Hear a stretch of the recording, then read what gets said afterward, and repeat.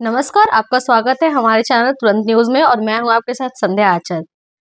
आज है हमारे साथ वीना सिंह, लेखिका वीना सिंह, जो कि रिसेंटली अभी 2 पुस्तक का उन्होंने विमोचन किया है, जिसका नाम है मैं गुलमोहर हूँ और एक का नाम है वीना वृतांत।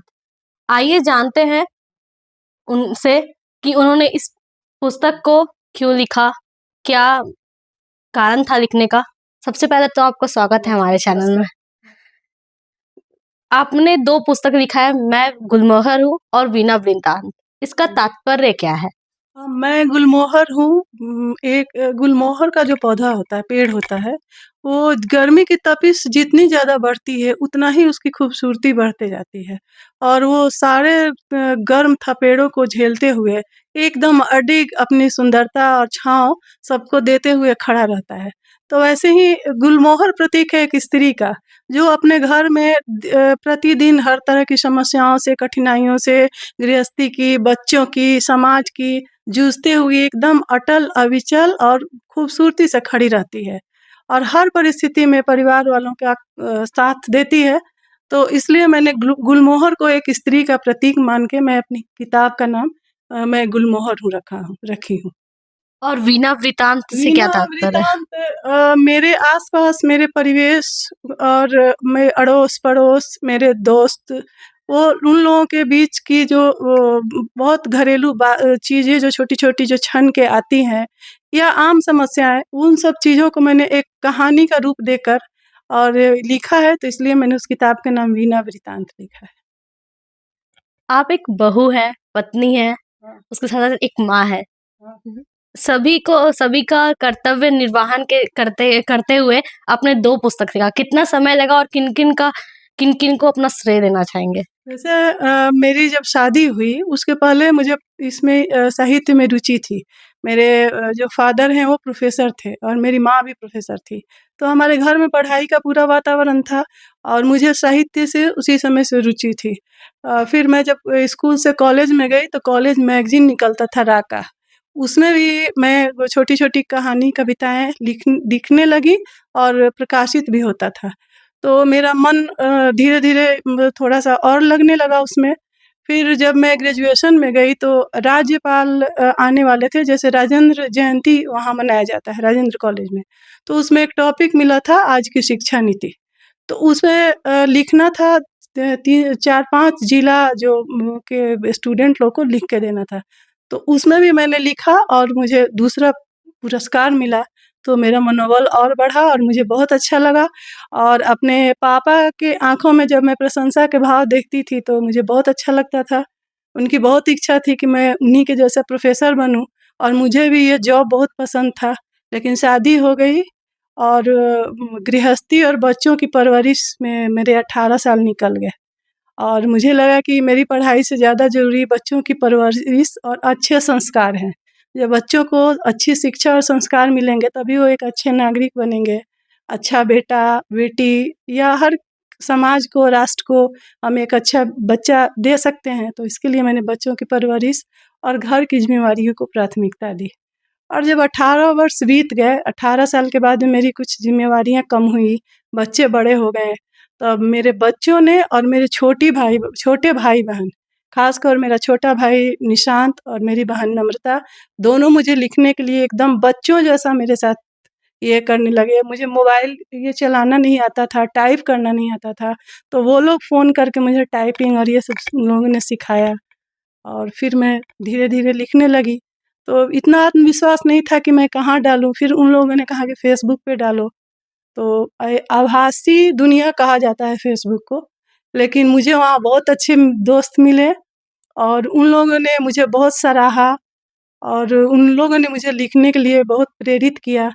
तो धीरे-धीरे मेरे पाठक वर्ग बनते गए और मैंने प्रतिलिपि पे लगभग 6 वर्ष से मैं कहानियाँ लिख रही हूँ प्रतिलिपि पे और मेरे बहुत अच्छा पाठक वर्ग वहाँ भी है। फिर आज से 2 साल पहले मैं बेटियाँ मंच से जुड़ी, वो भी फ़ेसबुक का एक अच्छा लाखों पाठक उसमें हैं और जब मैं उसमें अपनी कहानियाँ डालती हूँ, तो 3-3 लाख व्यूज़ आते हैं और मेरा एक बहुत अच्छा पाठक वर्ग बन गया है। और जब मैं कहानियाँ डालती हूँ, तो मेरे पास जो कमेंट्स आते हैं, उसमें लगभग 100 कमेंट्स ऐसे होते हैं कि अरे ये तो आपने मेरी कहानी लिख दी, आपको कैसे पता चला कि मेरे साथ ऐसा घटित हुआ है? तो मुझे बहुत अच्छा लगता है कि मैं किसी के दर्द को, किसी के एहसास को, किसी के अनुभव को खुद महसूस करके अपने शब्दों में सरल और एकदम साधारण शैली में मैं लिखती हूँ। बस यही मेरा अभी आपके कितने बच्चे और वो कहाँ तक पढ़ाई कर चुके हैं? मेरा एक बेटा है जो टीएस मुंबई से मास्टर्स कर लिया है और एक बेटी है जो एनएलयू रांची में पढ़ती है, अभी इंटर्नशिप कर रही है नोएडा में। वैसी महिलाएं जो शादी के पहले चाहती थी कि मुझे कुछ हासिल करना है, लेकिन शादी के बंधनों में बंध के अपने कर्तव्यों का निर्वहन करते-करते वो अपने आप को भूल चुकी है। क्या कहना चाहेंगे वैसी महिलाओं पर? जैसे ये भारत जो है सो पुरुष प्रधान देश है, इसमें आज 80% महिलाओं की क्या पहचान है? एटलीस्ट मेरी आज से 6 साल पहले क्या पहचान थी? मुकेश रंजन सिंह की पत्नी, प्रोफेसर मदन प्रसाद सिंह की बेटी और कुछ समय बाद आर्यन की मम्मी, यही ना और कुछ नहीं। तो मैंने इन वर्जनाओं को तोड़ते हुए अपनी एक पहचान बनाई। आज मुझे बहुत से लोग वीना सिंह के नाम से जानते हैं और मुझे बहुत अच्छा महसूस होता है। तो मैं भी एकदम मध्यम वर्गीय परिवार की पत्नी, बेटी और बहू हूँ, बहन हूँ। तो जब मैं ऐसा कर सकती हूँ, तो बाकी गृहिणियाँ क्यों नहीं कर सकती हैं? जब आप एक कदम बढ़ाएँगे ना जब, लोग मिलते जाएँगे और कारवां बनते जाएगा। बस आपको अपनी हिम्मत और आत्मविश्वास के साथ कदम बढ़ाना है। बस यही मैं कहना चाहूँगी। हर किसी में कुछ न कुछ टैलेंट ज़रूर होता है, बस ज़रूरत है कि आप अपनी प्रतिभा को पहचानें और अपना आत्मविश्वास नहीं खोएँ। विपरीत परिस्थितियों में भी अपना आत्मविश्वास बनाए रखें। आप खुद सोचिए मेरे लिए कि 18 साल तक मैं घर गृहस्थी का, बाज़ार का लिस्ट बनाना महीना का, बच्चों के होमवर्क्स, इसके आगे मैं जानती भी नहीं थी कि मैंने पेपर पढ़ने का भी मुझे समय नहीं मिलता था कि दुनिया में क्या हो रहा है, क्या ये है। और 18 साल के बाद जिस दुनिया से मैं एकदम कट गई थी, पढ़ाई की दुनिया से, फिर उसमें जाके और लिखना, ये मेरे लिए कितनी बड़ी चैलेंज की बात है। लेकिन मैंने इसको चैलेंज को एक्सेप्ट किया और लोग मनोबल बढ़ाने वाले भी लोग मिलते गए और फिर धीरे-धीरे मेरे परिवार में भी सबको लगा कि मैं लिख सकती हूँ, तो सबने मेरा साथ दिया और सबका सहयोग रहा। कोई भी पुस्तक लिखने के लिए या फिर हम लोग जब पढ़ाई करते हैं तो उसमें भी बोला जाता है कि एकाग्र माहौल चाहिए, एकदम शांत माहौल, कुछ भी आवाज़ नहीं आना चाहिए। और आप एक लेखिका हैं, तो आपने 2 पुस्तक लिख डाला। तो कैसे मैनेज करते थे काम, फिर घर मतलब घर का काम, बच्चों को full time job full time job job के बाद फिर हाँ। अपने लिए टाइम निकालना कैसे संभव हो पाया ये? जब 4 बजे के लगभग जब से मेरा काम खत्म हो गया, तो मैं पूरे काम करते रहती थी और दिमाग में मेरा प्लॉटिंग चलते रहता था कि ये कहीं मिस ना हो जाए, कहीं भूल ना जाए। फिर 4 बजे जब मैं यहाँ बैठती थी, तो मुझे ये भी देखना रहता था कि इन मेरे हस्बैंड का चाय का टाइम है 5 बजे। तो मैं चाहती थी कि 5 बजे तक 1 घंटा में मैक्सिमम मैं लिख लूँ कि इनको बोलना नहीं पड़े कि चाय का टाइम हो गया है। तो फिर मैं एक दिन इनको बोली कि अगर मैं लिख रही हूँ, तो आप कभी-कभी खुद से चाय बना के पी लिया कीजिए। बीच में मेरा कंसंट्रेशन भंग हो जाता है, तो फिर लिंक जो है सो टूट जाता है। तो ख़ैर तो ये अपना कभी-कभी बना के पी लेते थे। मतलब हस्बैंड का खूब सपोर्ट मिला आपको। सपोर्ट मिला और मुझे अच्छा लगा कि इनको फ़ील हुआ कि हाँ, इसको लिखने में दिक्कत होती है, तो ये खुद चाय बना लेते थे और लोग कहते हैं कि जिस भी पुरुष के पीछे महिलाओं का हाथ होता है, वो पुरुष बहुत आगे तक जाता है। तो बहुत आपने अभी मैंने आपकी जब सुनी बातें तो आपने कहा कि मेरे हस्बैंड का बहुत सपोर्ट था, मेरा बेटा का बहुत सपोर्ट था, मेरा भाई का बहुत सपोर्ट था, बेटी का भी बहुत सपोर्ट था। तो इस बारे में आप क्या कहना चाहेंगे? कि पार्टनर अच्छा होना चाहिए या फिर महिलाएँ ही देखिए सबसे ज़रूरी चीज़ होता है कि आपके अंदर अगर उस चीज़ का बीज है, तो फिर उसको अंकुरित होने के लिए आपको वातावरण खुद बनाना पड़ेगा। आपको बना-बनाया आज 18 साल तक मुझे किसी ने नहीं कहा कि लिखो। जब मैंने अपने कदम बढ़ाए, जब मैंने लिखना शुरू किया, तो मैंने अपने हस्बैंड को भी फ़ील कराया कि मैं भी कुछ कर रही हूँ, आपको मेरा साथ देना होगा। फिर ये आम पुरुष जैसा ईगो नहीं दिखाएँ, इनको भी फ़ील हुआ कि नहीं ये कर रही है तो इसका सपोर्ट करना चाहिए और फिर इन्होंने मेरा सपोर्ट किया। सब मेरे बच्चे, मेरे घर के सारे बच्चे, जितने भी बच्चे हैं सब मेरे सपोर्ट में। एटलीस्ट मेरे यहाँ एकदम छोटी मेरी जो देवर है उनकी बेटी है वैष्णवी, वो भी इतना खुश होती है, मम्मी जी आपका फ़ोटो निकला है, आपका ये छपा है। तो वो सब देख के बहुत अच्छा लगता है। और मैंने एक बार किंडल पे भी 2 किताबें डाली थी अमेज़न किंडल पे, तो उसमें मेरे जेठ की जो बड़ी बेटी है रंजुला, उसने मुझे बहुत सपोर्ट किया, सारा टाइप करने से लेकर और डालना जो भी प्रोसेस होता है वो सब की। तो बच्चे बहुत सपोर्टिव हैं। बच्चे पूरे परिवार का बहुत सपोर्ट मिला। कितने वर्ष लगे आपको लिखने में 2 किताबें? 2 किताबें तो मैं लगभग 6 वर्ष से लिख रही हूँ, लेकिन इस किताब को मुझे 1 साल लग गया इसको लिखने में। कौन से किताब को? वीणा वृतांत और ये लिखते ये मैं गुलमोहर हूँ, लगभग साल भर में ये मैं कर पाई हूँ। थोड़ा-थोड़ा टाइम ये करके फिर मैं इसको लिख के पूरा कर पाई। अपनी किताबों को दिखाइए आप। ये है 2 किताब, ये है मैं गुलमोहर हूँ और एक ये है वीणा वृतांत। हमारे साथ है लेखिका वीणा सिंह के हस्बैंड मुकेश रंजन सिंह। सर, आपका स्वागत है हमारे चैनल में। धन्यवाद आपको। आपको कैसा लगता है आपकी वाइफ आज 2-2 किताबें लिख चुकी है?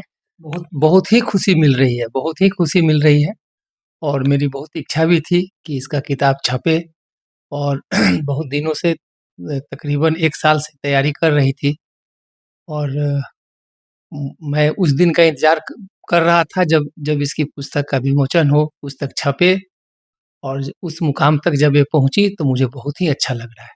मुझे, मेरे पूरे परिवार को और हम लोग बहुत गौरवान्वित महसूस कर रहे हैं कि एक हाउसवाइफ होकर और इस जगह तक ये आई है पहुँचकर।